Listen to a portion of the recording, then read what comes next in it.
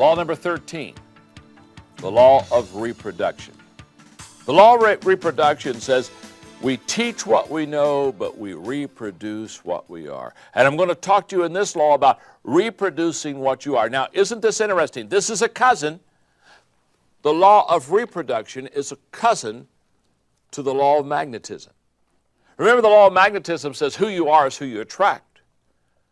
Now we're saying in the law of reproduction, it takes a leader to raise up a leader. Now, the law of magnetism is kind of like the front end. The law of magnetism says, here's how you draw potential leaders to you.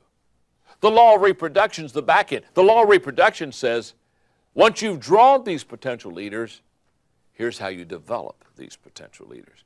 We're going to begin talking now, and as you go through the laws of leadership with me, one of the things you're going to realize is that as we get closer to the end of the laws, we get more into reproducing ourselves. The first laws deal with how do I develop myself and how do I become the person I should be, those kind of things.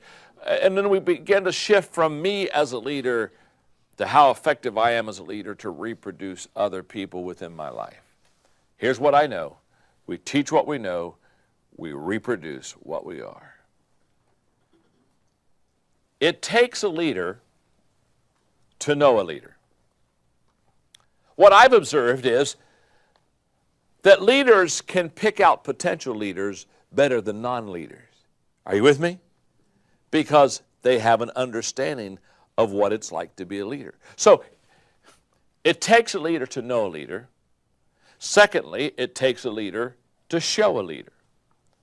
In other words, it takes a leader not only to be able to know one or define one, and so therefore the people that find potential leaders are leaders themselves, but it also takes one to model or to show or to be an example for another leader, because the greatest motivational principle in life is people do what people see.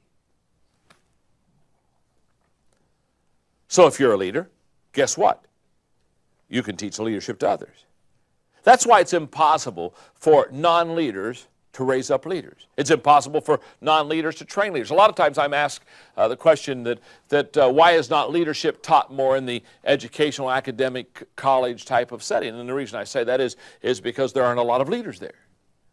And if you can teach a leadership course, but if you're not a leader, you can't reproduce leaders. It takes one to know one. It takes one to show one. And finally, it takes one to grow one. How do you grow potential leaders? By being one yourself. People do what people see. So in this law, I want to talk to you about reproducing leaders. I did a survey about 2 years ago that was very important. I asked, I was doing leadership conferences, and I asked leaders all over the country, I asked them this question. I said, what's the number one influence on your leadership life? In other words, if you could go back and say, I am a leader because, and fill out the blank, what would you say? 5% of the people that said, I am a leader because, said, I am a leader because of a crisis. In other words, something happened that somebody needed to lead, and they happened to be there, and because they had leadership intuitiveness and leadership leanings within them, they rose up, took the challenge, led, saw that they could lead, and pretty soon kind of became the leader of the pack. So about 5% said they became a leader because of a crisis. 10% said they became a leader because they had what they called natural leadership gifts. They had the leadership leanings that I'm talking about. Now here's what's interesting. 85% of the people that I talked to in the conference and did the survey with on how and why did you become a leader said, I became a leader because another leader put me under their wing and mentored me. In other words, they came into contact with another leader, which goes back to the law of reproduction, and the law of reproduction says it's an absolute fact that it takes a leader to reproduce a leader, it takes a leader to know a leader, it takes a leader to grow a leader, it takes a leader to show a leader, it takes all those things. Leaders beget leaders. Now, here's the question. If leaders beget leaders, then why is it that I have come to the conclusion that only about 5% of the leaders reproduce other leaders? Because I've watched this happen. I've seen leaders who never reproduce other leaders. What most leaders do is they just have followers. They lead and people follow. Why is it that so few leaders empower other leaders, reproduce other leaders, develop other leaders, raise people up higher than themselves? Well, there are several reasons. Number one is they're insecure. Again, insecurity keeps us from empowering people. Number two, they spend too much time with followers. They just spend way too much time with them. And a lot of times they spend time with them because, let me just stop here for a moment. You know what followers do versus lead? If you lead followers, they'll stroke your ego all the time. They'll tell you how good you are, and you'll believe that foolishness. You know what I mean? And they'll say, oh, I couldn't make it without you, and oh, you believe all that, you know. And followers just stroke your ego all day. Leaders won't do that.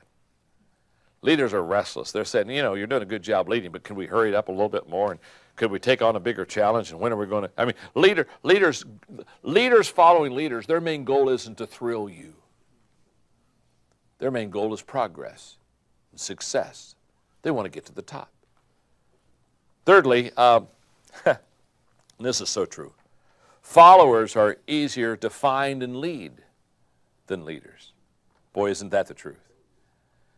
One of the reasons we have so many followers is because we like it, because followers just follow. I mean, hut, 2, 3, 4, hut, 2, 3, 4. They just kind of get in line. You see, leaders, hey, they're hard to find. Oh, they're hard to find. They don't flock. Turkeys flock. Eagles don't flock. You've never gone outside and said, oh my goodness, I couldn't even see the sun today. There was just thousands of eagles just blocking the sun today. No. Eagles don't flock. Turkeys flock. They're hard to find. They're not only hard to find, they're hard to gather. When you find them, they're not waiting to join your team. One of the best advice I ever received in trying to recruit good people to my team was this advice. Find somebody that is already fulfilled in a job that they're doing with excellence and go after them.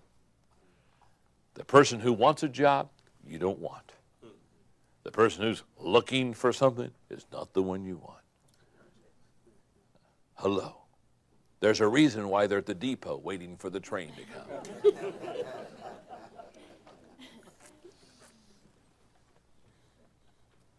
Being available is not a qualification. So they're hard to find. When I say they're hard to gather, because when you ask a leader to join your team, they don't just say, oh, thank God, I've been waiting for a team to join. No, they ask questions. They say, where are you going? How long are you going to be there? What's it cost? Can I drive? They're hard to find, they're hard to gather, and they're hard to keep because they're restless.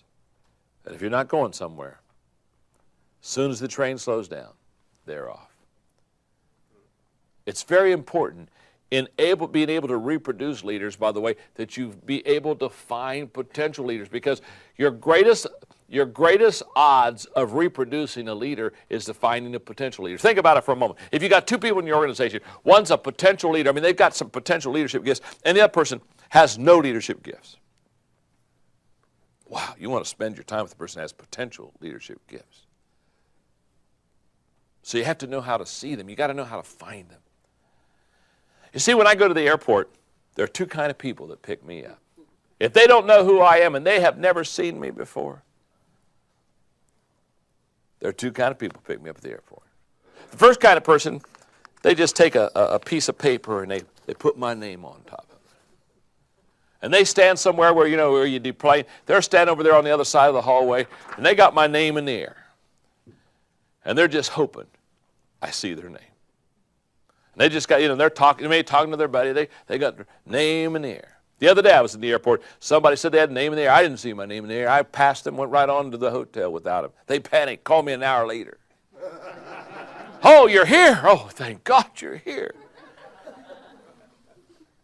See, if all you do is stick a leader's name in the air and hope, you miss a lot of leaders. But there's another way to find leaders. Some people, when they come to the airport, they have one of my books. And they go to the back of the book, and it's got my picture. Hopefully it's a newer book.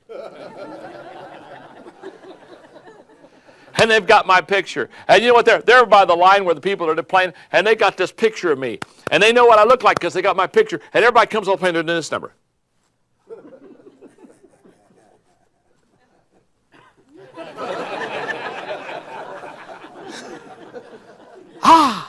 You're John Maxwell. They come up and they shake my hand. How do you know I was John Maxwell? Well, it's very simple. It was easy to find you because I had a picture of what you look like. That's huge. You see, if you have a picture of what a leader looks like, you can find potential leaders. If you can find potential leaders, you increase your odds of reproducing potential leaders. Number 4, sometimes we don't develop other leaders because they fail to recognize the value of developing leaders. They've never realized the compounding value that if you develop leaders, you grow your company, your profit, your bottom line is bigger. Everything wins when you have leaders in your organization. Number 5, leadership has been viewed many times as a competitive effort and not a cooperative one. So many times we've looked at people and thought of them as competitors. And you know where I think we got that? I don't know, this is just me. I think we got that from when we were kids. How many of you when you were kids played the game Follow the Leader? Boy, I played that game. And you know what the goal of the leader was? The goal of the leader was to do things that the followers couldn't do so that the leader could stay the leader. So I grew up in a culture that said, if you're really good, people will never be as good as you. And therefore, you get a lead. And so therefore, I protected leadership by being able to do things that others couldn't do.